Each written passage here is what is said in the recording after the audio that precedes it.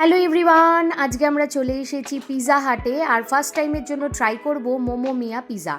দেখতেই পাচ্ছ পিৎজার সাথে মোমো একটা কিন্তু ফাটাফাটি কম্বিনেশন। যারা আমরা পিৎজা এবং মোমো দুটোই খেতে ভালোবাসি তাদের জন্য কিন্তু এটা একটা বেস্ট অপশান হতে চলেছে। তার কারণ একই সাথে তোমরা পিৎজাও খেতে পারছো, তার সাথে মোমোও খেতে পারছো। আর এখানে তোমরা পেয়ে যাবে ভেজ ও ননভেজ দুটো অপশানই। আমরা নিয়েছিলাম ননভেজ অপশান, তো তার জন্য ওপরে রয়েছে বেশ কিছু চিকেন বলস। দেখতেই পাচ্ছ থিন ক্রাস্ট পিৎজা আর মাঝখানে রয়েছে একটা চিজের থিক লেয়ার।